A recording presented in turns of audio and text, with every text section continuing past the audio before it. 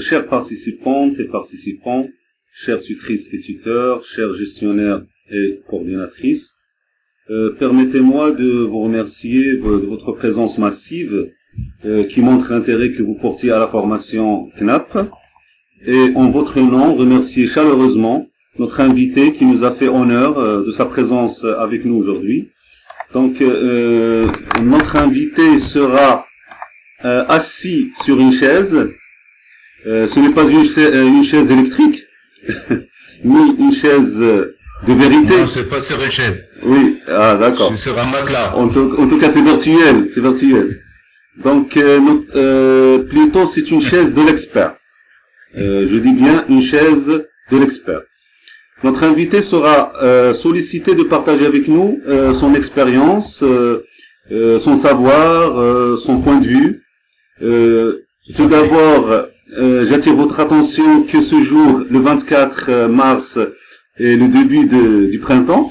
Donc, c'est un jour marquant pour nous. Et aussi, c'est le premier jour de cette séance de la chaise de l'expert. Donc, j'espère bien que ce sera le printemps de la naissance de la communauté CNAP. Donc, heureux de vous accueillir dans cette première séance de la chaise de l'expert, tout en vous souhaitant des moments fructueux. Donc, je vous présente Monsieur Blidi.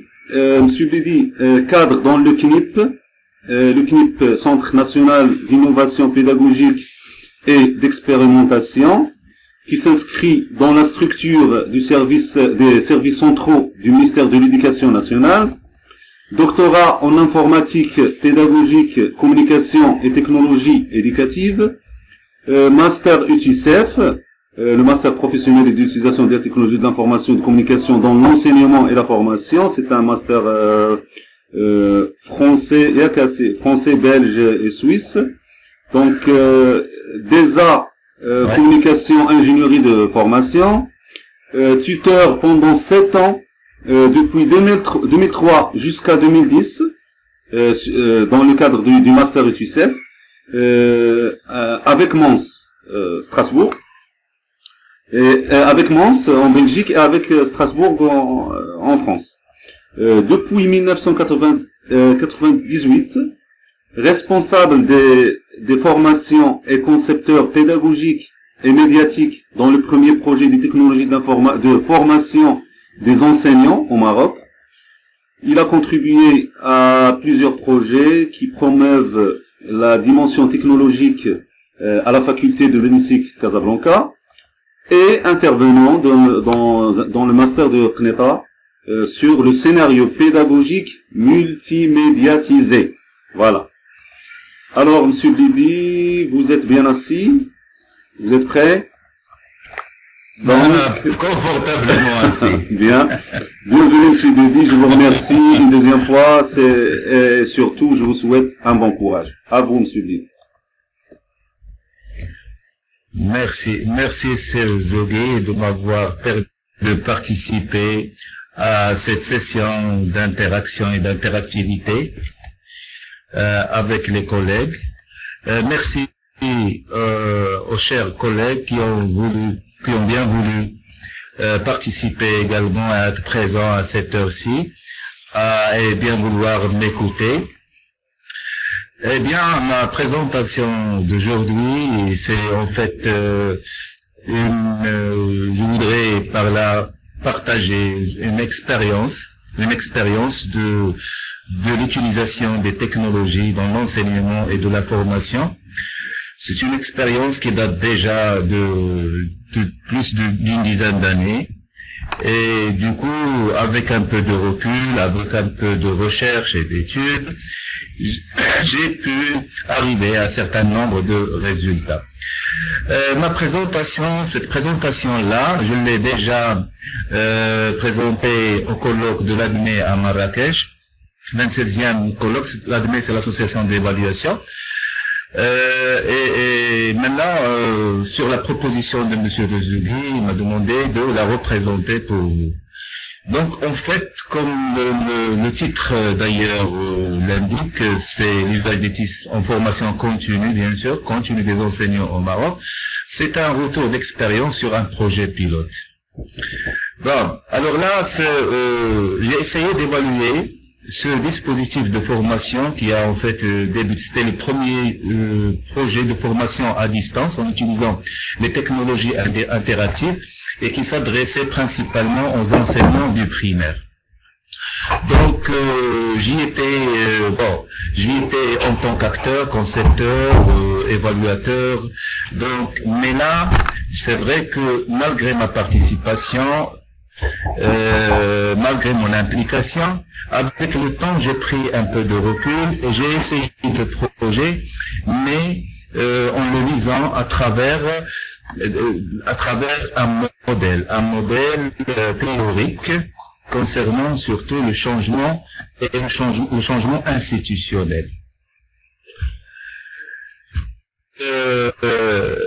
Comme vous le savez très bien, au Maroc, il y a une volonté institutionnelle pour intégrer les TIC. Donc l'intégration des TIC fait partie du projet stratégique de l'État même. C'est-à-dire il y a une volonté au haut niveau d'intégrer les technologies. Mais le volontarisme institutionnel en lui-même, il est bien sûr, mais il n'est pas suffisant.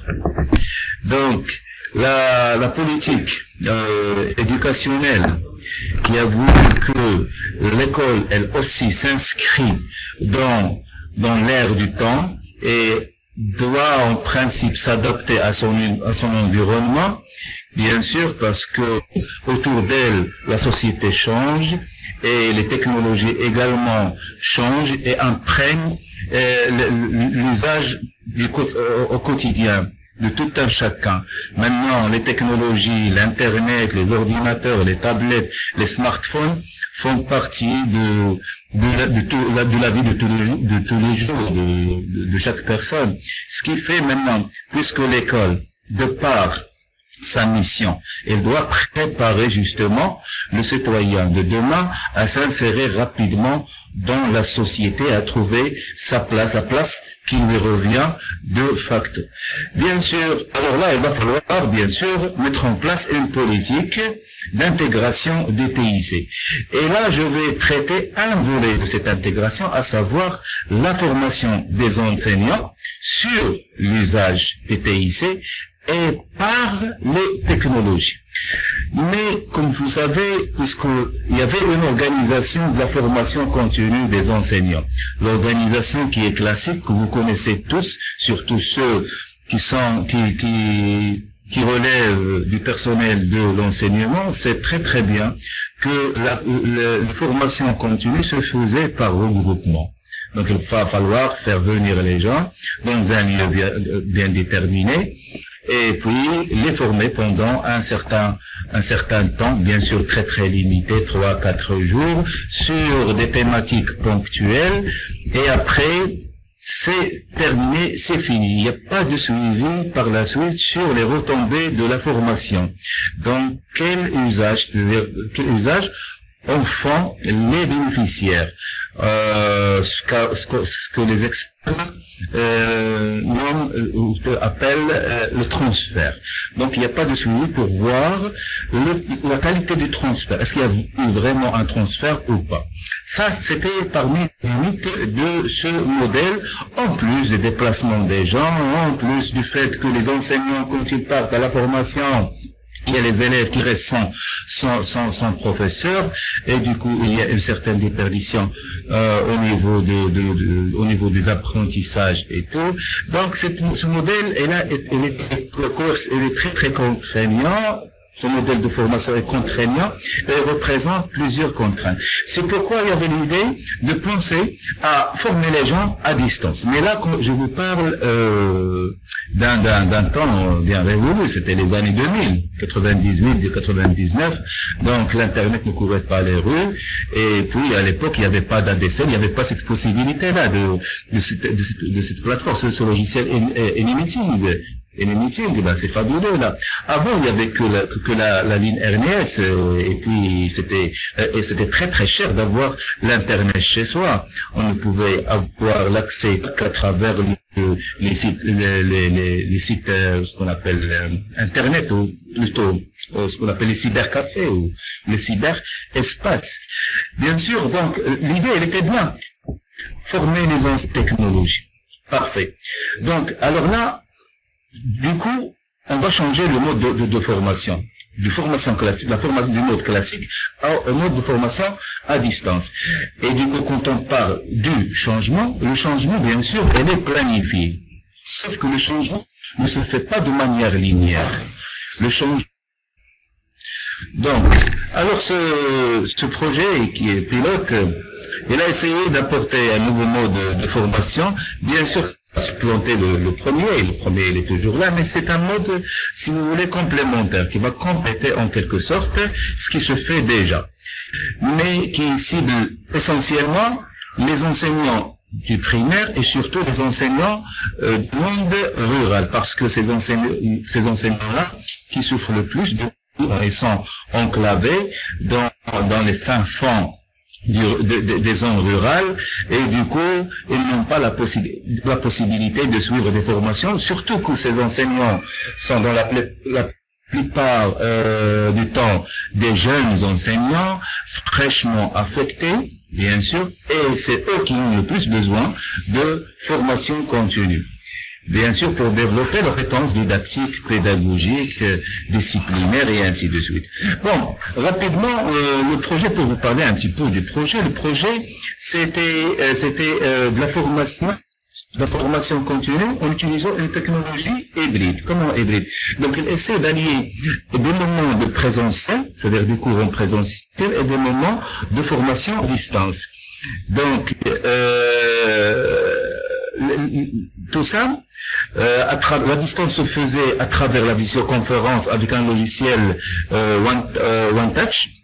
Et du coup, les zones rurales sont arrosées par des satellites, c'est-à-dire l'Internet arrive à ces zones-là par satellite, et ce logiciel permet justement, comme AnyMeeting là, de faire de l'interactivité. De un. De deux, il y avait également l'aspect Internet, l'aspect web, où il y avait l'utilisation de la plateforme d'Ani. Vous savez très très bien, elle est libre d'utilisation.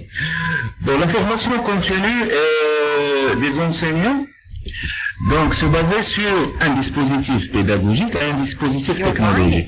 Le dispositif technologique, je viens de le citer, c'est-à-dire il y a la visioconférence et il y a l'Internet.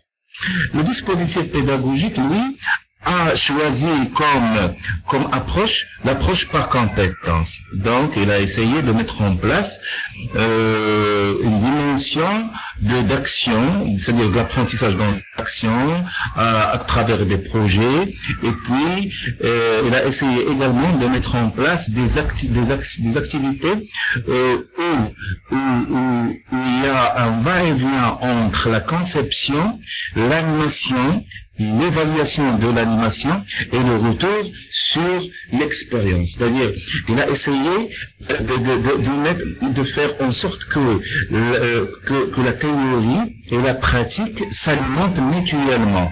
Donc, penser la pratique, d'accord, et pratiquer la pensée. Et du coup, surtout la plateforme d'Anisha, à travers ses forums, justement, à travers ces espaces de chat, a permis justement d'enrichir le débat sur les rôles d'un enseignant, en fait. Un enseignant, que sont ses rôles, il est amené à faire quoi, comment, avec l'outil, et ainsi de suite. Donc, sauf que, malgré cette volonté de changement, le projet n'a pas pu aller au-delà du budget qui lui a été alloué au niveau de la coopération, au départ. Donc, elle s'est éteinte avec la fin de son budget de fonctionnement. Et là, il y a un problème. Donc, il y avait un questionnement. Ça m'a interpellé. Pourquoi elle a échoué alors qu'elle avait les moyens de sa réussite? Elle avait les moyens matériels, il y avait les moyens et les ressources humaines, et mais où ça touche? Est-ce que il y avait un problème au niveau de la conception ou bien au niveau de l'organisation? L'expérience a échoué, donc j'ai essayé un petit peu d'aborder ce problème d'échec à travers un cadre théorique, à savoir la théorie du changement institutionnel et les représentations sociales. Donc, la méthodologie. Je vais revenir en détail sur les résultats sur le cadre conceptuel. Donc la méthodologie, c'était une méthodologie mixte où il y avait la méthode quantitative et qualitative.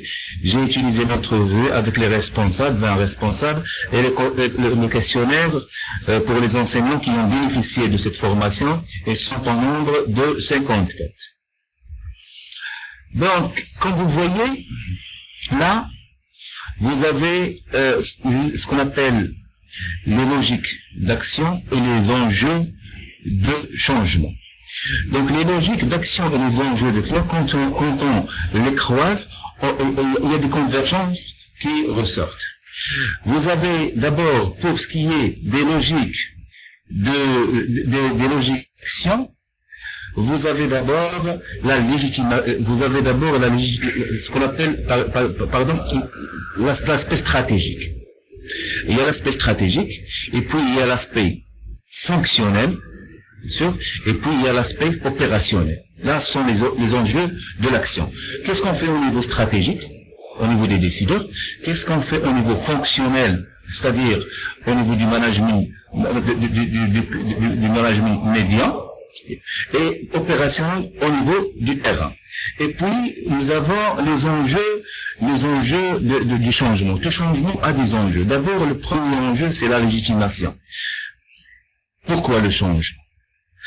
C'est-à-dire, il va falloir trouver les raisons pour justifier un changement donné. Et puis, il y a la réalisation. Il va falloir réaliser le changement. Et enfin, le troisième enjeu du changement, c'est l'appropriation du changement. Et quand vous croisez, par exemple, changement, si vous voulez, légitimation avec stratégie, vous avez la vision. Donc, vous avez la vision. Donc, quand on croise, par exemple, légitimation avec l'aspect fonctionnel, le modèle. Quel modèle faut-il choisir? Quel modèle faut-il mettre en place? Et ainsi de suite. Donc, si vous voulez, là, le temps nous presse un petit peu, mais je vais vous parler rapidement de ce que c'est que la vision. Donc, la vision, c'est elle qui permet c'est elle qui permet d'abord de mobiliser l'action et de fédérer les efforts pour justement arriver à atteindre la vision qui est escomptée. Bon, il y a plusieurs, dans la littérature, il y a plusieurs visions du changement. Donc, comme j'ai dit tout à l'heure, il y a la vision prescriptive du changement, et puis il y a la vision descriptive du changement. Là, c'est elle qui est la plus demandée, c'est elle qui réussit dans ce genre de projet. Pourquoi? Parce que c'est une manifestation systémique complexe. C'est-à-dire, elle essaie de dépasser l'intention des acteurs du changement, c'est-à-dire des initiateurs du changement, et surtout les initiateurs stratégiques du changement, parce que là, il y a un élément déterminant, à savoir le contexte.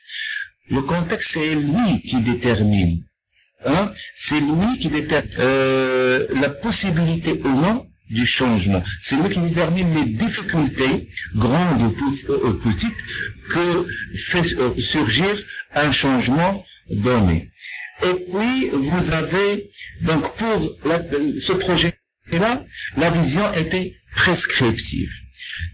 Prescriptive, c'est-à-dire, ils ont pensé qu'il suffit de planifier le projet à travers des étapes, d'exécuter ces étapes-là, et voilà le changement qui va s'installer.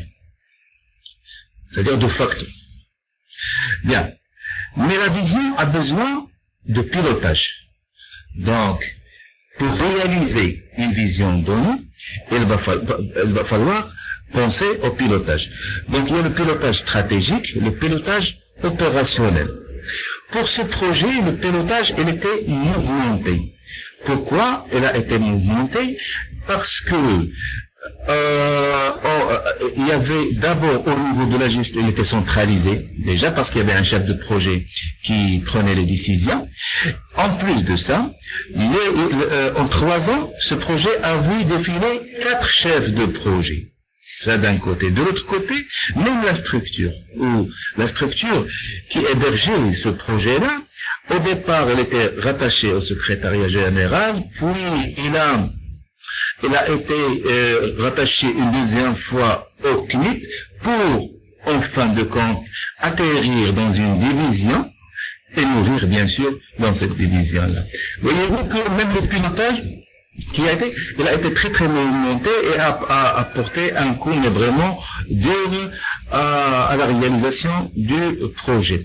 Et puis la communication, quand on parle de communication, c'est la réalisation d'un projet au niveau opérationnel et au niveau fonctionnel, voyez-vous, a besoin d'une communication fluide qui se fait à l'horizontale et à la verticale. Il faut que tous les acteurs soient sur le même pied d'égalité par rapport à l'information, qu'il ait l'information le plus rapidement possible, d'accord, et le plus fluidement possible. Sauf que dans ce projet-là, la communication était plus ou moins tronquée. Pourquoi elle était tronquée? Parce qu'il fonctionnait sur un système d'intranet, et c'était une structure vraiment fermée, où le central, c'est-à-dire Rabat, parce qu'il y avait un site de Rabat et 2 sites au niveau du Maroc, dans les régions du Maroc. Et là, la communication se faisait entre le central et les sites. Et du coup, il y avait les académies, les délégations qui ont été mises à l'écart. Et du coup, les responsables locaux et régionaux se sont sentis un petit peu désintéressés par rapport à ce projet et non concernés. Ils ont considéré ce projet comme c'était une chasse gardée du central, du ministère. Même s'il est implanté géographiquement dans leur circonscription, sur leur terrain, et dépend de leur autorité, ils ne faisaient rien pour résoudre les problèmes, bien sûr, de l'ordre de logistique, des problèmes de l'ordre de communication, de l'ordre de l'intégration des actions de ce projet, parce que ce sont des actions de formation, les intégrer dans le plan d'action régional, parce qu'il y a d'autres formations, d'autres actions de formation qui se font à différents niveaux, mais ce projet-là ne figurait nullement sur les listes des actions de formation régionales ou locales. Et puis, il y avait également une certaine lourdeur administrative. Vous savez, c'est un projet qui se veut innovant par les technologies, qui se veut un petit peu la différence par les technologies qu'il met en place, et lui-même, dans sa gestion administrative, et dans la communication qu'il mettait en place, c'était une communication classique qui se basait sur le papier. Il n'y avait pas de système d'information informatisé. Voyez-vous? Et donc, le fait de suivre les formalités administratives pour les enseignants à la formation, pour les informer sur le début des sessions ou la durée des sessions, ça coûte de temps. Et du coup, ça a créé des problèmes. Je parle du modèle maintenant, le modèle technologique. Le modèle technologique qui a été choisi Et c'était un modèle plutôt dicté par les ingénieurs pédagogues. Tout le monde, maintenant, reconnaît, et tout le monde est d'accord sur le fait que la technologie devrait être au service de la pédagogie et non pas l'inverse. Ce qui est arrivé dans ce projet, c'est le contraire. C'est que la pédagogie se pliait au modèle technologique. J'explique. Comment? Parce que la visioconférence tel que a été proposé dans le logiciel OneTouch. Ce logiciel-là ne permettait pas vraiment une interactivité avec plusieurs personnes. Voyez-vous? Donc, quand on analyse le modèle pédagogique qui sous-tend la visioconférence de OneTouch, on voit qu'elle est instructiviste. C'est-à-dire, c'est un modèle où vous pouvez tout simplement faire du cours magistral, recevoir quelques questions et réagir par rapport à ça. Alors que le modèle pédagogique en lui-même, il se voulait plus ou moins se baser sur l'action, l'appropriation personnelle du savoir, également l'autonomie, il travaille à travers les projets et ainsi de suite. Et du coup, il y avait une certaine contradiction, il y avait un paradoxe. Ça d'un côté. D'autre côté, c'est-à-dire c'était un projet onéreux. Le modèle était onéreux parce qu'il va falloir louer le satellite et ainsi de suite, ça générait des frais. Mais pour amortir ça, les frais, il a fallu multiplier les sites. Donc, vous voyez avec moi, comment multiplier les sites pour justement pour un petit peu amortir le prix et amortir les charges, alors qu'il y a une difficulté à gérer déjà le flux des enseignants et des discussions, des interactions des enseignants dans 12 sites. Le processus, c'est que au début jusqu'à la fin. Au début, il y avait un certain enthousiasme. Les gens étaient vraiment très très enthousiastes par rapport à ça. Sauf que, avec l'avènement d'un certain nombre de contraintes, de problèmes techniques, de problèmes pédagogiques, et en l'absence du soutien de l'administration, une certaine démotivation commençait à s'installer, et puis même cette démotivation s'est muée en quelque sorte dans une certaine forme de résistance. Et donc, les acteurs commençaient à créer à résister à un certain nombre d'aspects au départ. Pourquoi? Au départ, cette résistance n'existait pas. C'est la gestion du projet qui a fait que cette résistance a vu le jour. Si les problèmes ont été traités au départ, d'accord, si les décideurs ont pu réagir à temps pour trouver les solutions aux problèmes qui ont surgi, ce genre de résistance n'aurait pas pu voir le jour.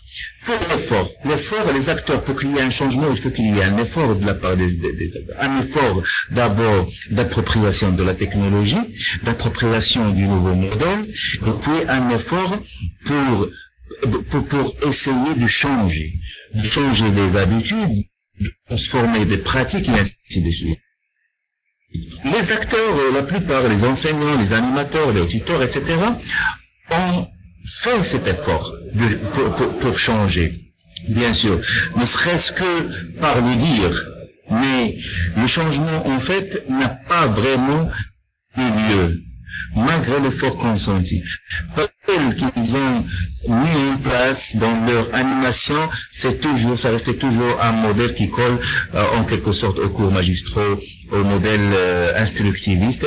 Il y avait rarement des activités où on pouvait ressentir de l'interaction, qui avait vraiment de la collaboration, de la coopération et ainsi de suite. Bien, Alors là, c'est pour ce qui est des données qualitatives. Pour les données quantitatives, comme vous voyez, il y avait des hommes, il y avait des femmes, là, le pourcentage, il y avait presque pas une grande différence entre les hommes et les femmes concernant le nombre de participations. Il y avait des enseignants de français, il y avait des enseignants d'arabe.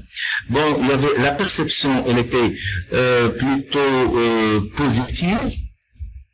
Elle était plutôt positive, c'est-à-dire les enseignants, surtout les enseignants, ont une perception positive de la formation. Mais ça, ils ont apprécié la formation.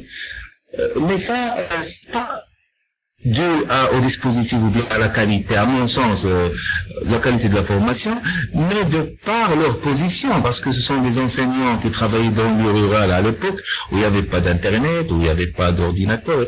Mais une fois qu'on leur a donné, mis à leur disposition une salle multimédia connectée, etc., pour eux, c'était une fenêtre ouverte, d'accord, sur le monde. Ça leur a permis de communiquer ensemble, de visiter des sites, de naviguer sur la toile, et les a désenclavés en quelque sorte. Et puis, par rapport à l'efficacité, ils pensent que cette formation a été efficace et qu'ils ont fait du progrès. Alors qu'ils pensaient que le temps de formation était un petit peu chronophage, c'est-à-dire ça leur prenait beaucoup de temps, et que l'organisation était bien, était assez appréciable dans l'ensemble. Alors là, il me reste encore quelques minutes. Je passe à la conclusion. Donc, je peux développer davantage certains aspects si vous avez des questions dans le débat. Alors, la conclusion, c'est que il y a le modèle analysé et il y a le changement situé. Donc, le modèle analysé, on a pu mettre en évidence que le modèle qui a été adopté dans ce projet, c'était un modèle prescriptif du changement et qu'il a pensé que le fait d'intégrer les technologies pouvait bien résoudre les problèmes d'information continue et que les technologies, il suffit de les intégrer, elles vont donner l'effet souhaité. Et puis, il y avait une certaine logique de linéarité entre la relation entre l'introduction des TIC et le changement d'usage. Il suffit d'introduire les TIC pour que les usages changent, alors que c'est très très complexe pour changer les usages, parce que, comme vous le savez, l'objet technique, quand il est utilisé par un usager, donc il n'est plus d'accord, c'est-à-dire l'usager va se le réapproprier et va l'utiliser. Parfois, il va même trouver des déviations d'utilisation. Ça, on peut le discuter, l'approfondir, si vous voulez, dans le débat. Et puis, il y avait une stratégie unique et bien orchestrée selon des étapes, ce qui a créé des résistances, qui a créé des problèmes et a précipité l'échec de ce projet. Le changement situé, tel que ça a été décrit dans la littérature, mais en évidence des enjeux multiples. Pourquoi? Parce que il y a maintes parties prenantes, il y a plusieurs acteurs qui sont concernés par un changement donné dans une organisation donnée et qui évoluent dans un contexte donné. Pourquoi? Parce que les systèmes sont complexes et sont interreliés. Il est difficile. C'est pourquoi il est conseillé de privilégier l'approche systémique. Donc, dans un changement, il est difficile, très très difficile de tout contrôler, de tout prévoir et à réussir à maintenir c'est-à-dire une organisation stable. Une organisation n'est jamais stable durant l'implantation. Une organisation, ça change tout le temps. Donc, le changement, il évolue, d'accord, à travers des épisodes, mais il va falloir traiter ces épisodes de manière, comme j'ai dit tout à l'heure, systématique. Et pour tout changement, il faut mettre en place des mécanismes de régulation. après chaque évaluation, il va falloir réajuster, recentrer, rééquilibrer à travers des plans d'action, à travers des ressources matérielles, à travers de la planification, à travers de la formation du personnel et des acteurs.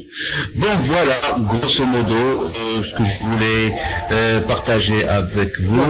J'espère que j'étais clair. Et si jamais vous avez quelques questionnements par rapport à quelques aspects, certains aspects qui n'étaient pas assez clairs, donc effectivement, vous monsieur, pouvez bien sûr poser vos questions lors du débat. Bon, voilà, merci. merci monsieur Bledy. Donc merci bien. Il y avait un petit peu de. La parole, c'est... Oui. Monsieur Bledy, vous voulez dire quelque chose? Oui. Allô? Oui, la parole est à vous. D'accord. Donc je vais désactiver. Oui, كنسمعك. كاين شوية عندك صداع. Donc je vais désactiver le micro. J'ai désactivé votre micro, monsieur Bledy. Donc j'ai trois questions en principe que j'ai mis. Si vous voulez, j'entame la première question. Et après on va donner la possibilité de ceux qui veulent intervenir. Donc pour moi, étant un acteur actif dans le projet de la formation des enseignants sur les technologies interactives, qui s'inscrivait dans le cadre d'un projet qui, à l'époque, était un projet innovateur et qui est pour le moment plus ou moins ancien, si on considère votre activité qui a débuté depuis 1998. Donc, la question est la suivante.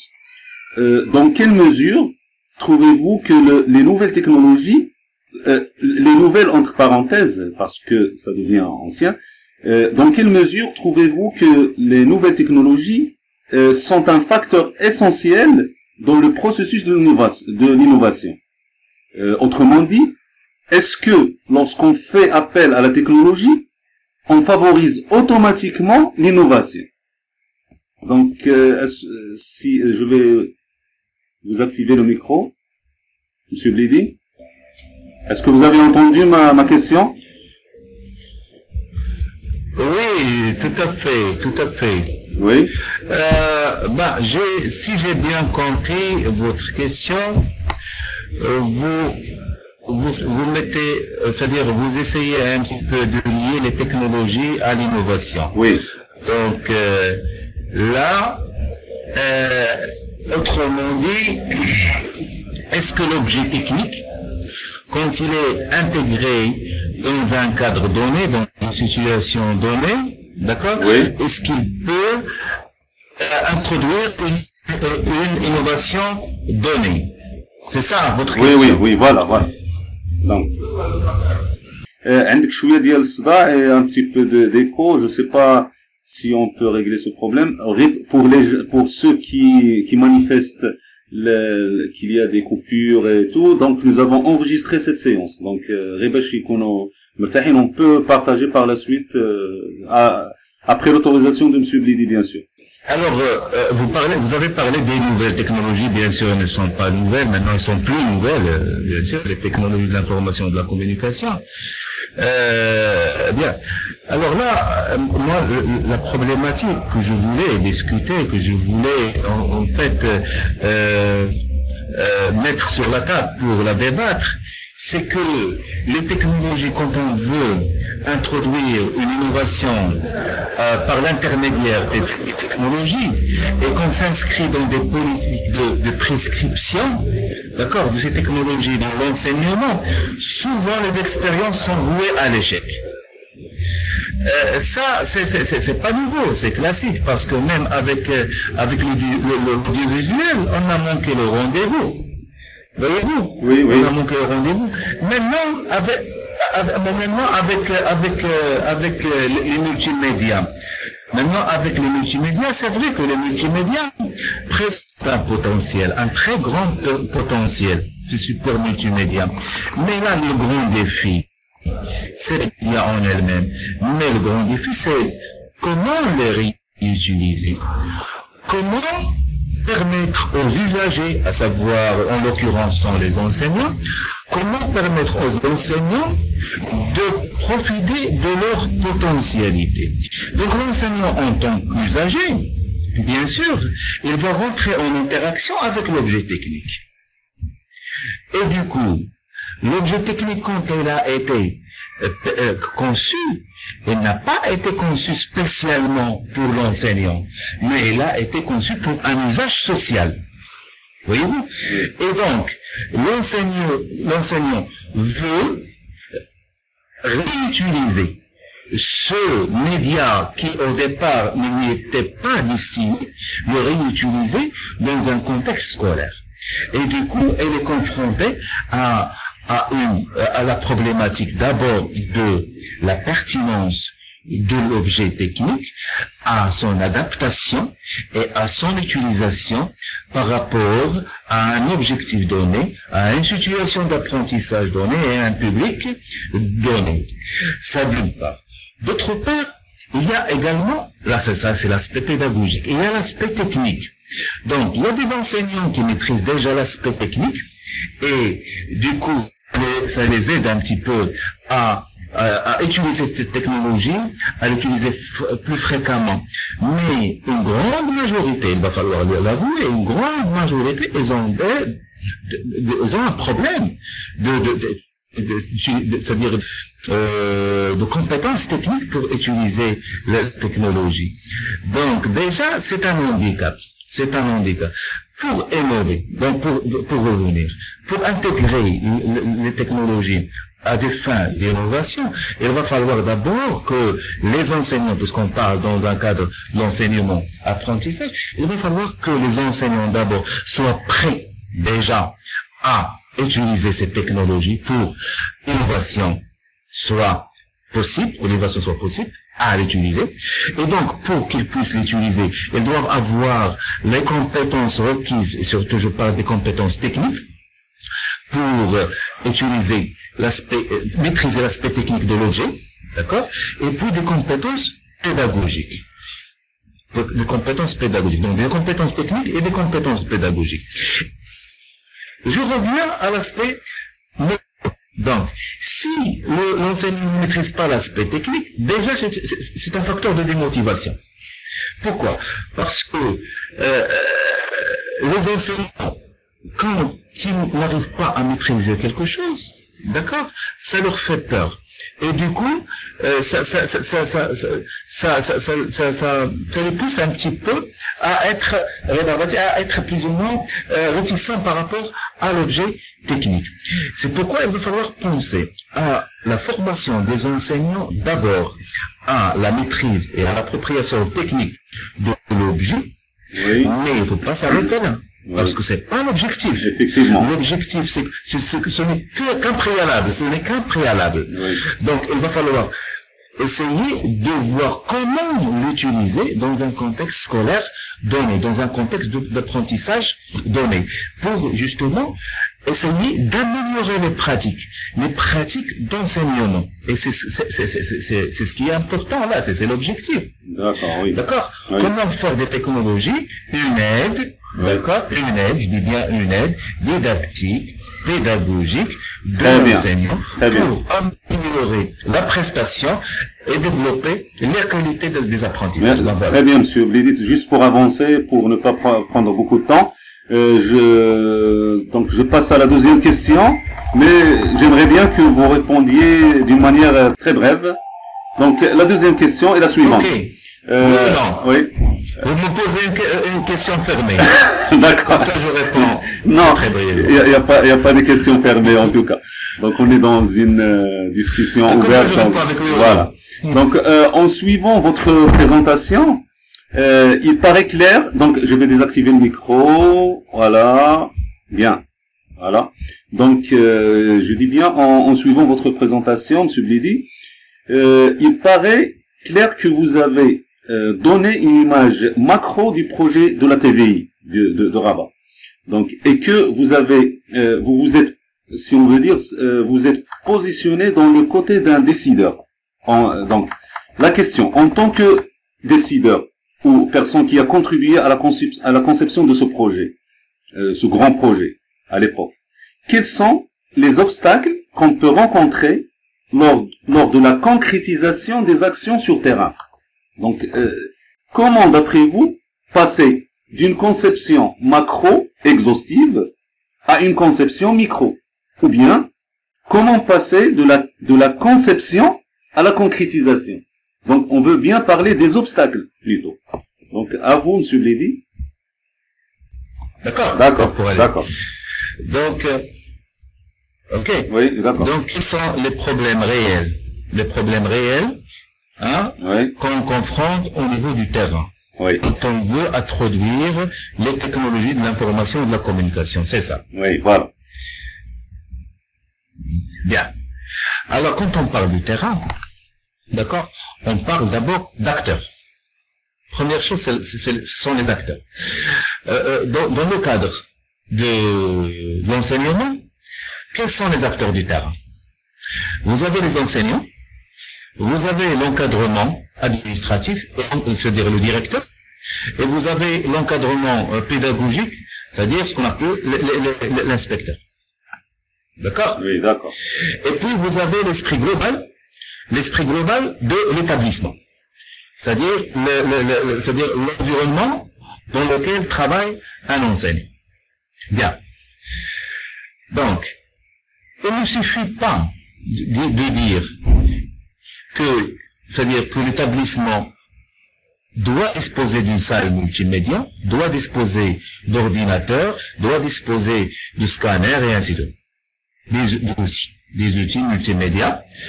Donc, pour que les pratiques changent, pour que les pratiques, c'est-à-dire s'améliorent. Non, c'est pas ça. Pourquoi? Et là, nous avons l'exemple de génie. Donc, quand on met en place du matériel, c'est bien, mais l'ordinateur au fond de place ne va pas, c'est-à-dire de lui-même introduire le changement. L'ordinateur, elle est là pour être utilisé. L'ordinateur, elle est là pour être exploité à des fins d'apprentissage et d'enseignement. Donc le problème qui se pose, cet enseignant qui est motivé, il veut justement améliorer cette pratique, changer cette pratique, d'accord, oui, en introduisant les TIC. Parfait. Il a besoin d'être formé, d'abord, sur l'aspect technopédagogique de l'enseignement. Comment utiliser cette technologie pour, par exemple, planifier un cours? Comment utiliser les technologies pour animer un cours, animer une activité? Comment utiliser les technologies pour évaluer les apprentissages? Combien d'enseignants utilisent les technologies pour évaluer les élèves, pour communiquer les notes aux élèves? Combien d'enseignants utilisent les technologies pour planifier un cours donné? Combien d'enseignants utilisent les technologies pour mettre en place des activités de soutien à distance, de soutien à travers des plateformes à distance? Voyez-vous? Alors, on peut utiliser, là c'est un niveau, le niveau d'abord d'utilisation. Mais même dans cette utilisation, quelle utilisation en fait de la technologie? Est-ce que c'est tout simplement une utilisation qui s'inscrit dans une approche déjà classique, traditionnelle, à savoir le cours magistral, c'est-à-dire le face-à-face, comme je suis en train de faire par exemple, présenter un cours sous forme de diapos. Autrefois, elle le faisait oralement, maintenant avec des diapos, avec une lecture. Donc, qu'est-ce que ça a apporté? Il n'a rien apporté, carrément. Si la technologie ne permet pas vraiment de mettre en place des scénarios d'apprentissage, des scénarios d'enseignement où il y a l'interaction, où il y a de l'interactivité, où il y a de la construction du savoir, où on interpelle l'apprenant, on le met au centre, c'est-à-dire à travers des activités significatives. Donc, on le met dans des situations de réflexion individuelle, dans des situations de réflexion au collectif, dans des situations de résolution de problèmes, d'études de cas. Et donc, il va falloir que les technologies permettent justement l'éclatement de l'espace classe. Il va falloir aller au-delà de la classe. Et la technologie permet justement ça. C'est ça. Alors là, les contraintes. Quand vous avez des enseignants qui ont la volonté, qui veulent agir, qui veulent y mettre de leur sien, mais il n'a pas accès à la salle multimédia. Il n'a pas de technicien de maintenance à disposition. Et il se peut, même si la classe elle est là, elle est accessible, les ordinateurs tombent en panne tout le temps. Il n'y a pas de pièces de rechange, il n'y a pas de technicien de maintenance. Ça, ce sont des petites choses, voyez-vous, mais qui influencent énormément l'action et la pratique, les pratiques. Surtout l'engagement, l'implication de l'enseignant.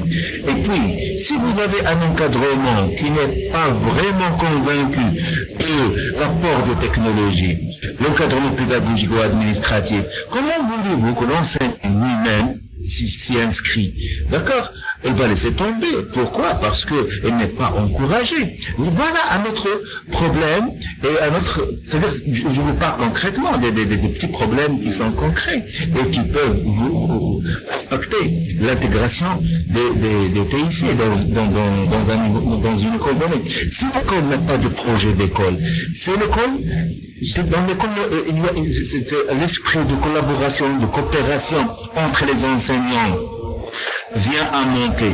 C'est normal que l'école ne peut pas réussir à l'intégration du TIC parce que d'abord, il va falloir commencer au niveau de l'école. Chacun, à son niveau, doit apporter, d'accord, l'aide nécessaire, doit agir à son niveau pour que justement le projet d'intégration de TIC dans l'école soit plus ou moins, je dirais pas réussi, mais au moins qu'on mette en place les conditions nécessaires à sa réussite. Oui, merci, Monsieur Bledi. غير اسمحوا لي واحد الدقيقة دابا هاد الأسئلة سي جوست pour enrichir la discussion. Donc je vous laisse la parole.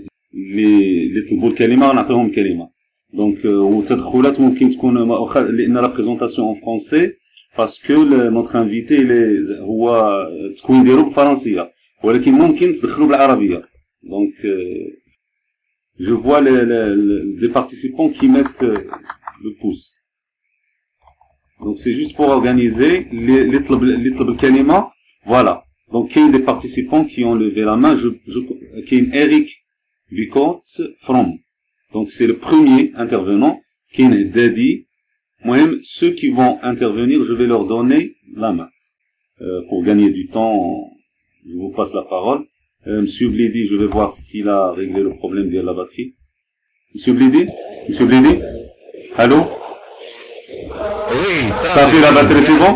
Donc, on va passer aux interventions, si vous voulez. Il faut régler le micro. شوفوا الفوق باش تريغلوا الميكرو شوفوا la sortie. Donc, je vais activer les interventions. Alors? Bonsoir. Oui, bonsoir.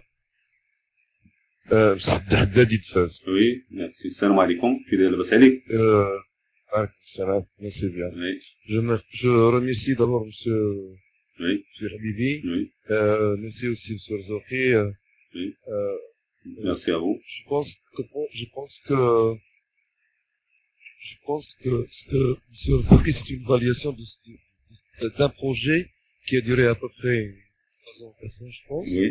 Et créer un projet comme celui qu'on est en train de vivre maintenant, de créer un projet, mais de commencer au départ, ça veut dire au commencement, à la première formation. Maintes personnes ont indiqué cela, est-ce qu'il ne serait pas possible de le mettre dans les centres de formation des enseignants d'abord et aller petit à petit vers l'avant. Je pense en 1917, la majorité des personnes qui sont à l'enseignement sont des personnes qui vont quitter l'enseignement parce que c'est déjà leur retraite. Oui. Il y a des personnes, il y a vraiment beaucoup de personnes qui vont sortir de l'enseignement. Est-ce qu'on pense pas d'ici 2 années avoir des enseignants dans des centres de formation qui sont capables ils ont déjà une formation, je veux dire, ils manipulent déjà l'outil informatique, le PC, le téléphone et tout ça. Donc ils sont plus aptes à être formés que de faire une je m'excuse, une formation continue pour aboutir à un génie ou aboutir à ce problème-là que vous avez présenté. Merci. Merci pour votre... Je crois que M. Blidi a bien entendu votre question. Donc, non, je sais pas où il est. Il s'est déconnecté, je crois. Donc, on va garder non, il est là. Donc, il est là. Je ne le vois pas. Mais j'ai désactivé son micro. M. Blidi? M. Blidi? Allô? Oui, je suis là. Vous m'avez entendu que سمعت الأخير. صافي سمعتوا ياك يا سي بليدي. D'accord, je vais passer à la deuxième intervention. Donc الناس اللي اكتيفيت لهم il faut régler le micro. شوفوا الفوق كاين عندكم ميكرو, عندكم audio option. Donc vous cliquez là-dessus, vous allez trouver سميتو واحد سيليكتور ميكرو. دونك تما فين كاين لا سورتي ديال الميكرو. دونك بالنسبه للناس اللي عطيتهم لا مان باش يتكلموا, راني ذكرت الاسماء نتاعهم ودابا. Oui, salam alaikum. Bonsoir. Oui, je peux intervenir. Oui, bien sûr, vas-y. Votre nom? Bon, un grand merci d'abord à Jamal Ghanimi. Oui, c'est Jamal. مرحبا. فينا سي جمال؟ مانا مدينة. Pardon? المدينة اللي انت فيها سي جمال. Ah oui, maintenant je travaille à Erfout, très bien. la région de Rachidia. مرحبا سي. Merci, un grand merci bien sûr à monsieur tout le monde, tous les responsables, tous les administrateurs, tous les responsables de l'association FNAP. Voilà, je commence pour ne pas perdre le temps. Voilà, je veux juste poser une question là c'est une question bien sûr qui se pose objectivement. Si le choix de l'intégration des TIS, pourquoi ce choix-là? Est-ce qu'on opte pour les TIS tout simplement pour faire All comme les autres? attendees are muted. Est-ce que c'est une nécessité? C'est-à-dire, est-ce qu'on doit toujours faire comme l'Occident? C'est-à-dire, dès que l'Occident intègre les TIS dans l'enseignement, donc on doit faire la même chose, on doit faire donc comme eux. Voilà, on se trouve là dans une situation où on intègre ces TIS-là sans savoir si c'est une nécessité, mais ce n'est rien d'autre qu'une simple imitation. Ça, c'est la première question. La deuxième question, c'est les contraintes. Comment faire face à ces contraintes? Tout le monde donc a parlé de ces contraintes-là, des contraintes matérielles, des contraintes techniques, pédagogiques, etc. Mais j'ai là une petite remarque, c'est l'absence d'une proportion, si le terme le permet, une proportion entre le développement l'évolution des TIS à l'échelon international et de leur maîtrise à l'échelon national. Vous voyez je parle du côté rythmique, du côté qualitatif et quantitatif. C'est-à-dire, il n'y a plus de proportion entre les deux volets. L'évolution des TIS internationales et la maîtrise, je parle de notre capital humain, la maîtrise de ces TIS-là, si on met les deux là en balance, voilà, c'est catastrophique, c'est horrible. La dernière chose, c'est, lorsqu'on parle de ces projets-là pilotes, est-ce qu'on planifie, est-ce qu'on fait la conception d'un projet précis, quoi que ce soit, sans faire appel, donc, aux conditions? C'est-à-dire, des fois, on essaie de planifier, on essaie de monter un projet précis sans prendre en considération les conjonctures, les circonstances, les conditions locales. Tout ça, on doit le prendre en considération, et c'est ça, pour ceci, donc, on peut faire appel à ce qu'on appelle le montage de projet par des CA. Donc, je crois que si un projet précis a connu un échec précis, cela est dû en quelque sorte, à une mauvaise étude du terrain là. شكرا.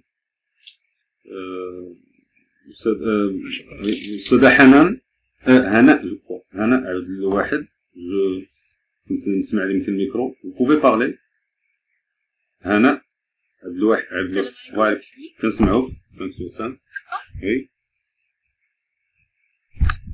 Oui. Alors, je vous remercie pour cette allocution qui est vraiment très intéressante. Merci à vous. Moi, j'ai pas suivi. Il y avait problème de connexion, mais j'ai essayé un petit peu de retenir l'essentiel. Je pense que le problème que vous traitez à partir des interventions de mes collègues, c'est celui de l'intégration d'éthique dans l'enseignement, n'est-ce pas? Oui. Monsieur Bledi a parlé du projet de la TVI.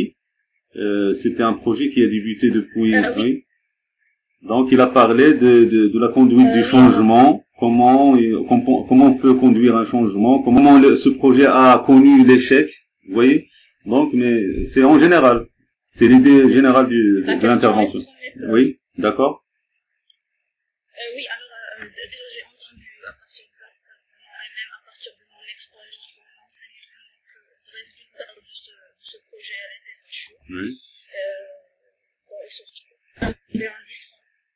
Et surtout, on nous propose, si des fois on impose un projet, et comme ils ont dit quelques-uns, le problème c'est toujours on n'a pas de formation, et on est surpris par des projets tels ou tels, et la plupart en général des enseignants, ils sont un petit peu vieux, ils ne connaissent un petit peu pas manier surtout le côté informatique. Ça, c'est un problème vraiment à revoir. Alors, je reviens sur notre propos. N'est-ce pas? Oui. Alors, essayer un petit peu de travailler avec TIC et le modèle génie. Je pense qu'il y a des côtés un petit peu positifs, mais le problème qui reste, c'est comment instrumentaliser ces côtés. Parce que le problème, c'est la réalité sociale. On ne peut la nier d'une part. D'autre part, il y a le problème de l'équipement, comme il vient de dire quelques intervenants. Ça, c'est une réalité. Alors, comment on peut instrumentaliser? Comment on peut revivre un petit peu le projet génie, parce que pour moi il n'est pas vraiment comme ils ont dit quelques-uns, mais je pense qu'on peut l'instrumentaliser. Le reste, c'est le savoir-faire. Oui. Voilà, j'ai essayé un petit peu de résumer mon idée. Je vous remercie. Merci. En tout cas, on n'est pas là pour évaluer le projet génie, bien sûr. Le projet génie, comme il a des inconvénients, il a des avantages. On parle de l'intégration des TIS, donc en rapport avec la formation, les projets. Donc voilà. Oui. كنسمع شي حد باغي يتكلم. خالد بهجاوي. بهجاوي. Oui, c'est. Oui, مرحبا. زيد. Oui, c'est. Oui, مرحبا. سي خالد. اللي سعيدة. سيدي شكرا. وي. أنا أول حاجة اللي بغيت نقولها بالنسبة للسي بليدي هو ترونسفير أون أغا et notre renvoi avec l'histoire. لأن الإكسبيريونس هذه اللي بدات في ديال التسعينات في ديبي ديال لي زاني 2000 هي بحال بغا نقول النواة الأولى ديال لي موك اللي بداو حتى ل 2008 اللي ماسيف أونلاين كورسز. حنا المغاربة كانت عندنا هاد الفكرة في الآخر ديال لي زاني 90 وأون أغا هاد الإكسبيريونس في الفلوس. وربما أنا كيبان لي ماشي مشكل الفلوس هي اللي الناس اللي شاركوا في بروجي ربما قليل لي شونجمون اللي هضر عليها السي بليدي بزاف. راه ميمكنليش نجي نحدد شونجمون عندك الشخص اللي باغيش هو يدير شونجمون عنده هاد الشونجمون تيبان في اللي ما عندوش لو بوزوين ما تجيش لا موتيفاسيون، اللي ما عندوش لا موتيفاسيون ما يقربش ما يقلبش على الشونجمون. اذا لو اننا درنا البروجي ديالنا بينيفول اللي يقلبوا على لي شونجمون، يقلبوا يطوروا الوضعيه ديالهم في لو نيفو ديال لانتيغراسيون ديال تيس، ما كنظنش على ان هذا البروجي كان يمشي. ولو ان يقولوا راه ما كاينش الفلوس كانوا غيتقاتلوا ويسدوا ليه شويه ديما نمشي ديما على لي بوزون Oui. اللي ما عندوش لي بوزون الفكرة وصلت. Merci Monsieur Khalid. Eric Vicomte from Cameroun. Allô? Allô, bonjour. Bonjour. Ça va bien? Alors, oui, ça va? Alhamdoulilah. Vous m'entendez bien? Très bien. Allô? Allô? Ok, On ok. vous entend très bien. Bonsoir à tous. Bonsoir, oui, merci. Oui, je voudrais intervenir toujours dans le sens de l'intégration des Donc, je sais pas, l'écho, s'il y a quelqu'un qui utilise les haut-parleurs, il faut utiliser le micro. Voilà. Les haut-parleurs qui redonnent le sauce. Entendez? Maintenant, je crois que c'est bon. Est-ce que vous utilisez oui. les haut-parleurs? Vous avez un casque? Non? Oui, j'ai un casque. Très bien. Merci. Non, j'ai un casque. D'accord. J'ai D'accord. bel et bien un casque. Vous pouvez reprendre votre question? Oui, oui, je disais que c'est surtout une intervention toujours relative à l'intégration des TIC, pour dire que déjà, ça doit commencer au niveau des enseignants, mais je pense que cela doit se faire par une motivation intrinsèque Oui. déjà et extrinsèque. Oui. Donc ça veut dire qu'on devrait pousser déjà les enseignants à voir, déjà dans le cadre de leur développement personnel, en quoi est-ce que l'utilisation des TIC leur sera utile. Oui. Et aussi, je pense que au niveau local comme global, ça doit aussi venir d'une impulsion des politiques, peut-être des politiques nationales ou locales, parce qu'on se rend compte que sans ça, les enseignants n'auront pas trop de motivation. Là, il s'agit de la motivation intrinsèque, d'effectuer une intégration des TI dans leur pratique d'enseignement. Et en plus que si on se fie à l'état de la recherche actuelle, il y a des discussions, ça porte encore à discussion, parce qu'il y a certains chercheurs qui pensent que les TIC n'ont pas vraiment d'impact sur l'évolution des résultats scolaires, et d'autres qui pensent le contraire. Et cela n'a pas encore vraiment été démontré. Donc, je pense que c'est surtout sur le facteur de motivation qu'on devrait s'appuyer pour impulser les enseignants à mettre en pratique une intégration des TIC dans leur enseignement. Oui. Merci. Donc, merci pour les questions. Je crois qu'on doit passer à M. Blidi pour répondre à ces questions. Et on va ouvrir la liste des interventions par la suite. Donc, M. Blidi Makesmenash, je donne la parole, on donne l'Archoubinatna, donc, si vous voulez. Nous avons jusqu'à 23 heures. Donc, Hilmi ou la Hilmi? Oui, monsieur. Oui, salam alaikum. Vous m'écoutez? Oui, 15 mètres. Salam alaikum, bonsoir à tous. Bonsoir. Oui. Je vous remercie pour cette présentation. J'ai deux questions. La première question concernant le TIC. Est-ce que la formation à distance présente pour les enseignants? Que prépare l'État dans l'avenir pour intégrer les TIC dans l'enseignement? Est-ce qu'il y a des formations plus approfondies en l'avenir pour les enseignants? Parce que nous voulons une formation très approfondie. Oui. Une deuxième question concernant le logiciel OneTouch. Je veux juste une petite explication concernant son rôle et son fonctionnement. Oui, d'accord. En tout cas, si le problème avec M. Blidi persiste, les questions sont enregistrées. Donc, je sais pas si on peut planifier une autre rencontre. On demande à M. Blidi de répondre à ces questions. Donc, si le problème toujours persiste. Oui. C'est Borouj. Yallah Sidi. Marhaba. Oui.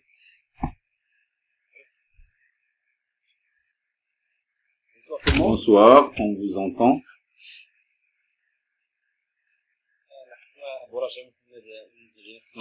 D'accord.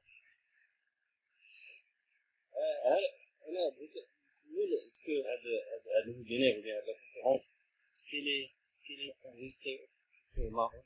Pourquoi? Pour la réalité du roman. Donc, ما سمعتوش مزيان. وي وي كنسمعك. الصوت كيتقطع. وي. وي وي.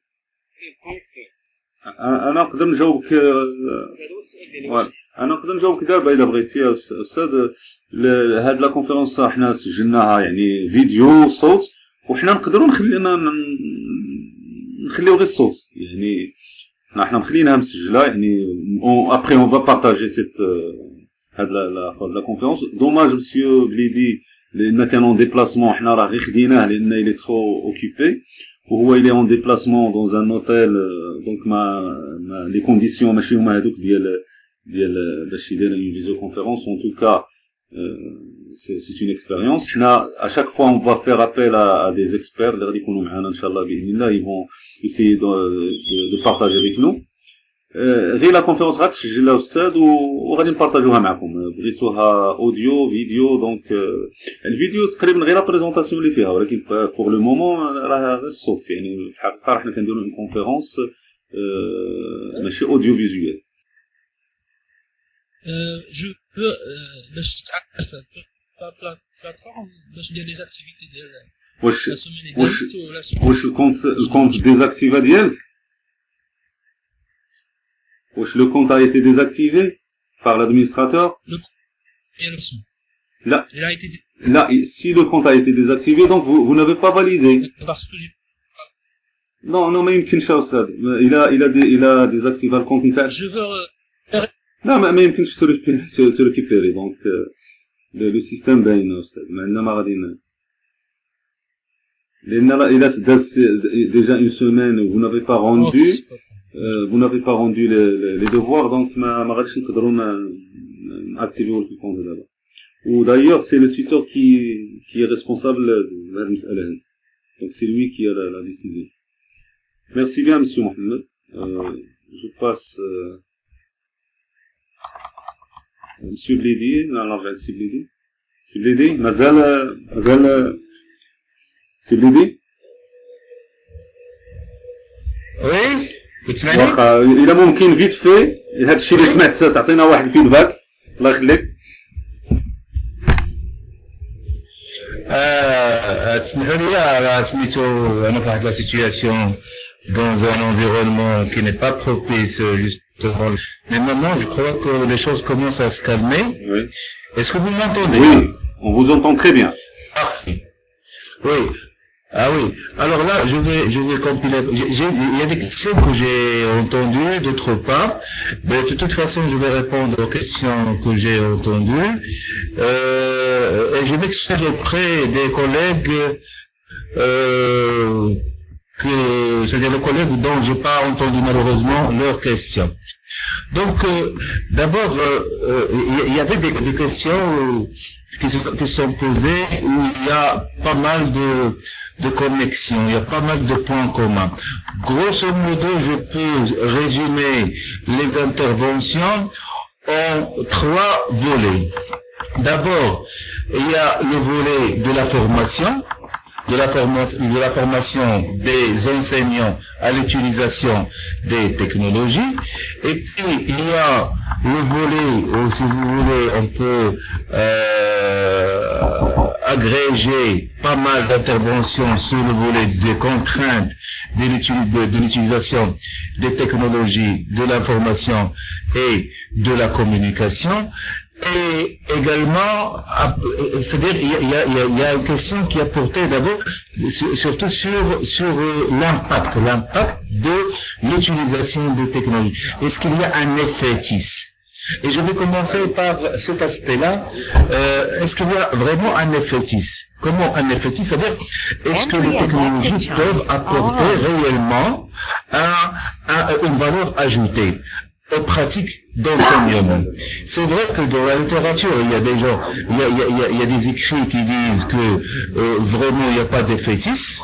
C'est-à-dire, avec les TIS ou sans TIS, ce qui compte, c'est la compétence de l'enseignant. C'est l'implication de l'enseignant et c'est l'art de l'enseignant à analyser les situations d'apprentissage, à faire le bon choix du matériel didactique, et puis c'est l'enseignant, surtout l'enseignant réflexif. L'enseignant réflexif